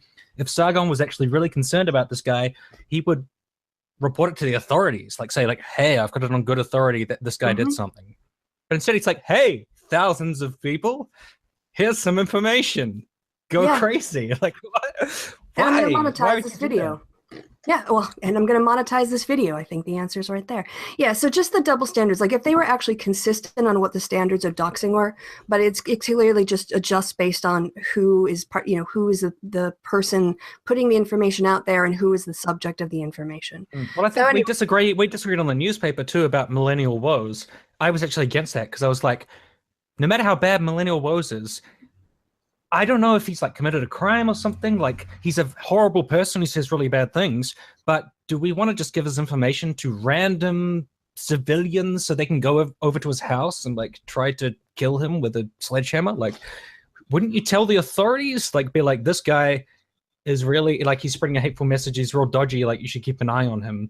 That's the way it should be done. Like, you should tell the people whose job it is to watch him. You shouldn't just tell rant because you don't even know who you're telling. Like the newspaper didn't know who they were talking to. They could have easily have gone over to try and kill Millennial Woes and like, but hurt somebody else, or like tried to blow up his house, but blown up somebody else's house. Like who knows? Well, then you could also apply that to Roosh V. That Roosh V should have never been covered by the newspapers. And you know, at some point, you're making public statements. Oh no, it's not. Not covering. It's showing where he lives. They should definitely not do that, in my opinion. Like because you don't know who's going to do something with that information. They could, like, total psychopathic people could do something with that information. You know, yeah, I guess, you know, newspapers just have a different, when they come to covering, reporting, and taking pictures of people, you know, if they're outside, they're kind of fair game. And I don't think newspapers kind of hold themselves to the internet doxing standards, because their standards go all the way back to before there was the internet. And they were, you know, they show celebrities outside of their house all the time. So I don't think it really occurs to them in that way, the way that it has become an issue on, you know, the internet sort of used to have its own code about online, offline, but newspapers don't have that, I don't think. You know, well, I do think it does kind of depend, I think, on the tone. Like if you're saying this is a dangerous person and you're telling the whole world this person's dangerous, by the way, they live here. But if you're just saying like, oh, this is a lovable celebrity who everybody loves, like it's not such a big deal because it's kind of like, it's not like a negative message. Well, it is if that person is like, you know, the guy who's obsessing on Jodie Foster. You know, if you put out a celebrity's house, you never know who's going to get, you know, that you can extend that to anybody because people can be weird. But anyway, we're getting way off topic. So after that little rant, all these people who are tuning in for a good Bernie Sanders chat are hearing us bitch about Bering again, and screw that. Let's. Oh, sorry, but just the final thing is on my Ask FM, somebody said that you were like obsessed with the Bering, and then I responded to that by saying that I think you should like diversify your content or something, like that maybe you talk about him too much. But I literally sort of just meant that in the way that like he's kind of a sinkhole of time. Like if you keep responding to him, it sort of goes on forever, you know? And I've definitely been aware of that myself, because I've been like, I could spend all of my content just trying to respond to this fucking douche who is constantly smearing me and coming out with all this shit. I know it's a bit different with you because of the whole doxing thing, but that's sort of the angle I was approaching it from. And you said to me like that was kind of justifying their language of like obsessed. And I definitely see your criticism. I didn't really pay attention to the fact they put it that way. I was just thinking more like, yeah, you know, he's kind of a sinkhole. You're like, it's like you can spend your entire life talking about this dude because he's just going to keep putting you in videos and keep being a total douche. And it's going to, I don't know, fuck up like you being able to make videos about other things. That's like all I was trying to say. Yeah, and just really quickly on that language. Yeah, this is, I mean, all of the videos that call me obsessed, right? Because I am defending my innocence, because I'm making videos that, one, I mean, I make some entertaining videos criticizing Bering's crappy content because it's easy, because it's crap. And that's entirely fair criticism. But to stand up and defend my innocence against what are false allegations, completely false allegations, somehow, you know, by calling me obsessed, it's basically trying to put me in the Glenn Close bunny boiler category, right? So what they say is Bering Kristi can make up lies about you and put those lies on his channel and spread them. But if you try to respond to them, if you try to get him to retract his comments, then you're the problem. So what you really need to do is shut up and accept the lies that he's spreading about you, because if you don't, then you're the weirdo, not the person who is spending time drawing pictures of you and making up has a nickname for you and puts you in videos that are just, you know, have nothing to do with you. He's not obsessed. You're the one obsessed for trying to prove. Well, you know what? I mean, that's actually interesting, because like they call you obsessed and stuff, but I'm not even that involved in the whole kind of doxing drama crap. But when I watch his videos, people randomly put me in them for like no reason. I'm just like watching this video and all of a sudden I'm in it. And he's just like, and people are like, oh, you know, I love you in Bering's videos because you're kind of like a meme, because he just takes little snippets of you and turns you into a meme, and you just say like fucking cunt in the video, and they're like, oh, it's hilarious. But I've literally been kind of like dehumanized because they don't even really know who I am. They're just like, oh, Tim is the guy in Bering videos who says fucking cunt or something. And I feel like that is Bering's way of kind of detaching you from your, I guess, humanity, so that you're not like a person really. You're just like a joke or something. I guess it's why he always calls you that weird name and like gives you this stupid cartoon picture, because it's just his way of like dehumanizing you. So he's not responding to a person, he's responding to like this cartoon character. And I'm not a person who he has issues with. I'm just like some random meme guy who says, oh, fuck you, cunt, in his videos, you know? I feel like it's a tactic. You just cut people out and you turn them into these like little tropes. You know what I mean? Oh yeah, I mean, all his content is just garbage. It's just fluff with tropes and predictable joke setups and formulaic, and he just craps them out 5 per week so that he can cash in. Yeah, he's not interested in intelligence or even representing the humanity of people. He's interested in clearly like using you and using basically setting things up where you can be a foil to him, where he looks good, or he puts in Kevin so he can tell him to shut up. You know, he kind of creates a little safe space where he can control everything and look like the good guy and the victim. And so Bering needs a safe space more than any of the SJWs he complains about. Well, today someone said to me, like, I only know you from Bering and it's not good, but I thought I'd give you a chance anyways.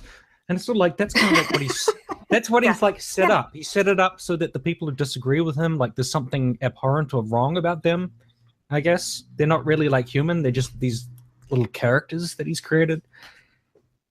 Yeah. And so I'm always being responded to by Bering fans who are like, oh, you're that character from the Bering show.